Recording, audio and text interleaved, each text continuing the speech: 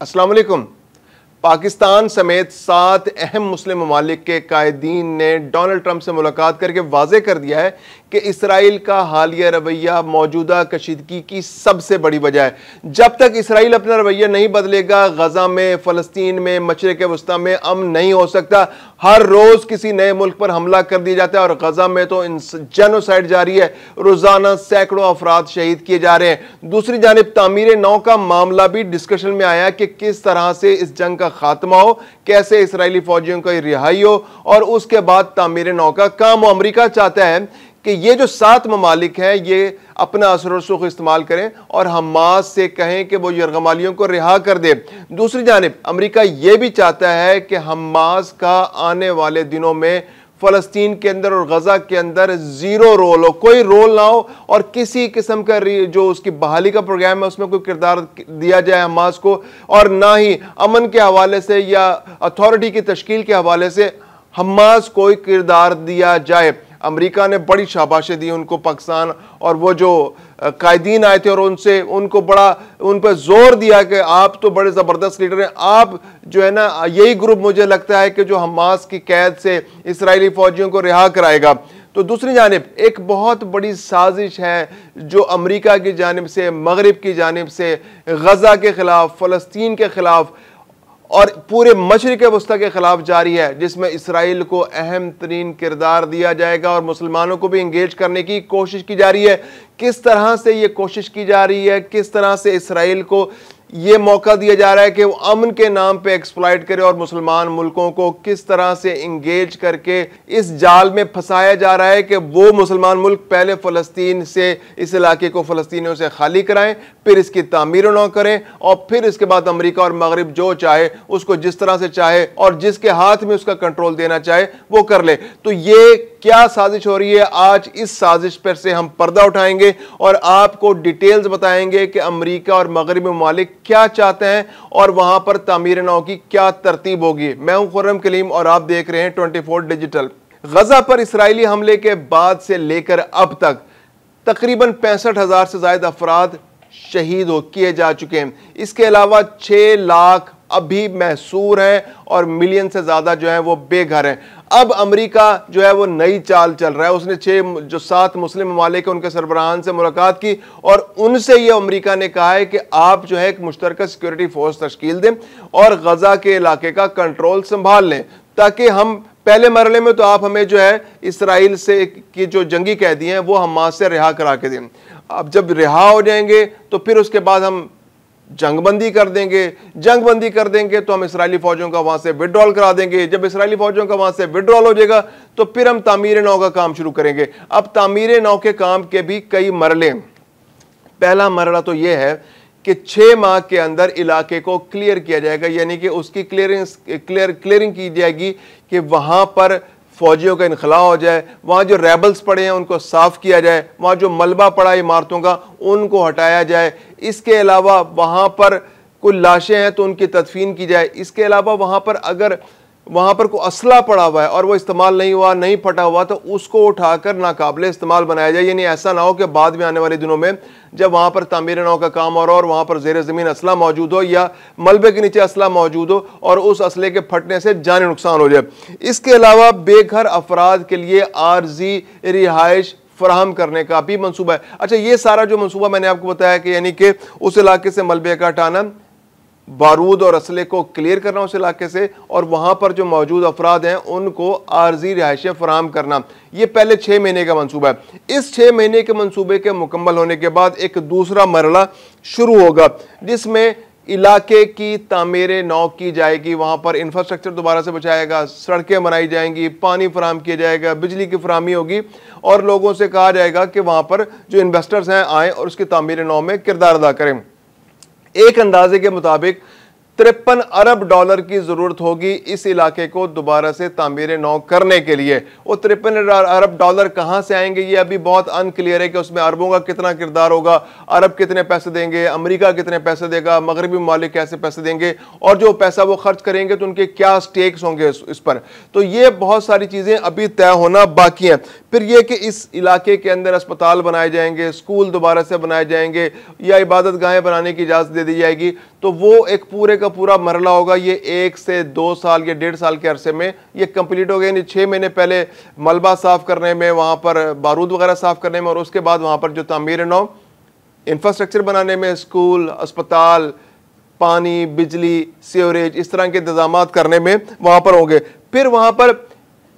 मकानात की तामीर का आगाज़ कर दिया जाएगा, यानी कि वो 53 अरब डॉलर जो है अगर वो इन्वेस्ट होते हैं, और वहाँ पर जो मकानात जो लोग तामीर करते हैं जिनको इजाज़त, अभी तो ये भी क्लियर नहीं है कि वहाँ मकान बनाने की इजाज़त किसको दी जाएगी। आया गजा के जो लोग हैं उनको वापस आने के यहाँ पर रहने की इजाज़त दी जाएगी, या फिर अमेरिका और वेस्ट का जो प्लान है कि वहाँ पर एक कोई सियाहती मरकज़ बनाया जाए जहाँ पर मशरिक़ वस्ता के तमाम लोग आएँ, वहाँ पर रहें, काम करें, विजिट करें, और एक रिवेरिया जो उनका प्लान है उसको परवान चढ़ाया जाए। तो अभी तक ये बहुत अनक्लियर है, लेकिन अपेरेंटली यही कोशिश लग रही है कि वहाँ पर गजा के लोगों को दोबारा बसाया जाए, क्योंकि वहाँ पहले उनको आर्जी, उस इलाके के अंदर आर्जी रिहाइश फ्राहम की जा रही है, फिर उनसे वादा भी किया जा रहा है। मुस्लिम ममालिक की ख्वाहिश ये है कि गजा के जो लोग वहाँ से बेघर हो रहे हैं उनको दोबारा लाकर यहाँ बसाया जाए। अब अगर कल को अरब के लोगों को या मुस्लिम ममालिक को इसके अंदर पार्टनरशिप मिलती है तो फिर ये तय करना बाकी होगा, शराइत तय की जाएंगी कि ये किस तरह से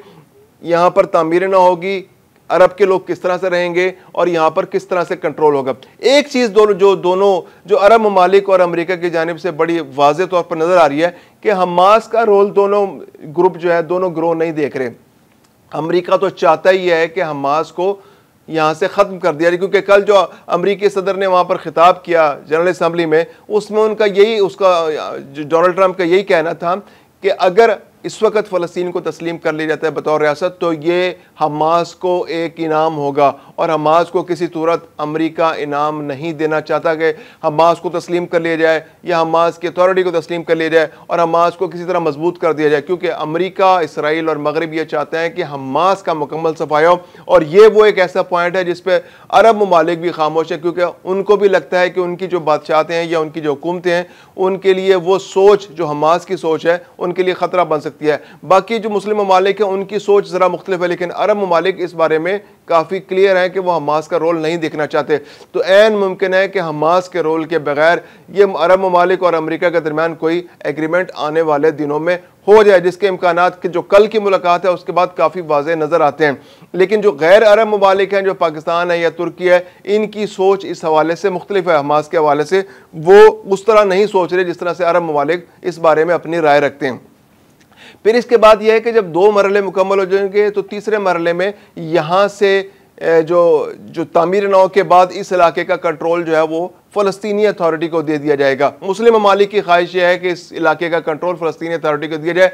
अमेरिका और मगरबी ममालिक जो है वो इस बारे में थोड़ा सा इबाहम अभी पैदा करें। अपेरेंटली तो वो कह रहे हैं कि ठीक है जी, आप तामीर नौ करें, आप एक जॉइंट फोर्स बनाएं, मुसलमान ममालिक यहाँ पर आएँ, यहाँ पर इस इलाके को क्लियर करके दें, इस इलाके से मलबा उठाने में कंट्रीब्यूट करें, इस इलाके के अंदर इन्वेस्ट करें, सबके सब मिलकर 53 अरब डॉलर की रकम जो है उसके लिए फंड रेजिंग हो, जिसमें मुसलमान भी पैसा दें और मगरब और अमेरिका भी पैसा देगा। ये इलाका क्लियर कर लिया जाएगा और यहाँ पर इसराइली फ़ौजों का इनखला हो जाएगा, और जब इसराइली फ़ौजों का इनखला हो जाएगा, तामीर नौ हो जाएगी, तो फिर उसके बाद फैसला किया जाएगा कि इस इलाके का कंट्रोल किसको दिया जाए। मुस्लिम ममालिक जैसे कि वो चाहते हैं कि फ़लस्तीनी अथॉरिटी को दिया जाए, लेकिन अमेरिका के पास जो है वो कुछ और प्लान्स भी हैं। वो इसको एक इंटरनेशनल जोन बनाना चाहता है, वो यहाँ पर एक टूरिज़म का एक हब बनाना चाहता है। वो जो रिलीजियस टूरिज़म जो अब्राहम अकॉर्ड उसका प्लान है, उस अब्राहम अकॉर्ड के तहत जितने भी मज़ाहिब जो हज़रत इब्राहिम को मानने वाले हैं उनके लिए यहाँ पर वो एक फैसिलिटेशन की सूरत पैदा करना चाहता है। यानी कि मुसलमानों के कंट्रोल से एक गजा की जो पट्टी थी वो निकल कर एक इंटरनेशनल रीजन बनाने की साजिश की जा रही है,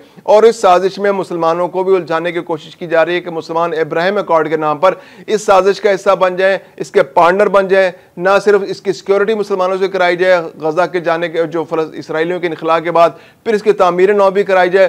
पहले सिक्योरिटी दी जाए, फिर तामीर नौ कराई जाए, फिर खर्चा कराया जाए, और फिर इसके बाद अमेरिका और वेस्ट दोबारा से इसका कंट्रोल संभाल लें, और फिर ये इसराइल के मफादात का तहफ़्फ़ुज़ वहाँ पर किया जाए और गजा और हमास के हाथ से ये गजा का इलाका जो है निकल जाए। तो ये एक बहुत बड़ी साजिश है, एक बहुत बड़ा प्लान है जो मगरिब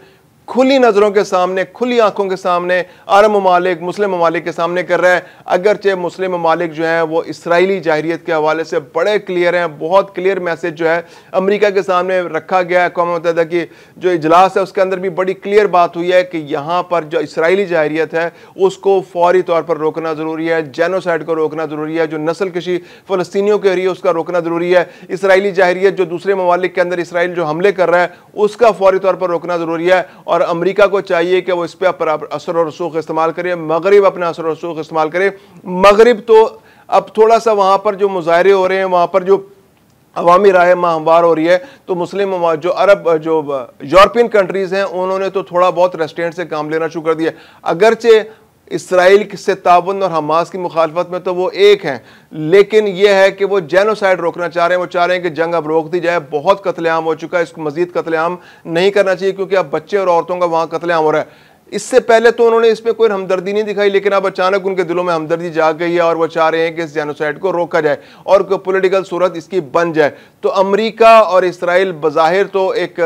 तन्हाई का शिकार नज़र आ रहे हैं यहाँ पर, और लेकिन यह है कि आने वाले दिनों में जिस तरह से डेवलपमेंट होती है तो फ़लस्तीन में जंग रुकने का फौरी तौर पर तो इम्कान नहीं है, लेकिन आने वाले दिनों में इस बात की तवक्कुह की जा रही है कि यह प्रोसेस कंप्लीट होगा। वहाँ से कैदियों की अगर रिहाई होती है तो फिर जंग बंदी मुमकिन है और उसके बाद ही कोई तामीर नाव का काम शुरू होगा। इस दौरान भी यह है कि अब तामीर नाव के काम के हवाले से भी बड़े खदशात हैं कि जैसे जब मलबा हटाया जा रहा हो या जहाँ उस इलाके को क्लियर किया जा रहा हो या वहाँ पर इंफ्रास्ट्रक्चर बिछाया जा रहा हो और बिजली और हस्पताल बनाए जा रहे हो, बिजली का निज़ाम लगाया जा रहा हो, तो इसराइल तो एक ऐसा जारे मुल्क है कि जो कभी भी इस सारे प्रोसेस को डीरेल कर सकता है। यानी जब वहाँ पर तामीर नाव का काम हो रहा हो, बहाली का काम हो रहा हो, तो वो किसी वक्त भी हमला कर सकता है, गज़ा पर दोबारा भी हमला कर सकता है। और ना इसकी गारंटी कोई अमेरिका देने को तैयार होगा, ना यूरोप देने को तैयार होगा और ना इसराइल देगा कि वो जब चाहेगा, क्योंकि वो तो एक बेलगाम घोड़ा है, वो जब चाहता है जिस तरफ को दौड़ पड़ता है और उसकी फुली उसकी सपोर्ट जो है अमेरिका और यूरोपीय ममालिक करते हैं।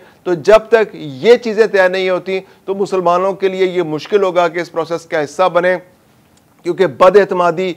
सबसे बड़ी चीज़ है जो इसराइल कभी भी एतमाद नहीं करता। और कतर के मामले में जो कतर पर इसराइल ने हमला किया और अमेरिका ने जिस तरह से इसराइल की बैकिंग की, तो उसके बाद तो खदशात और ज़्यादा बढ़ गए हैं।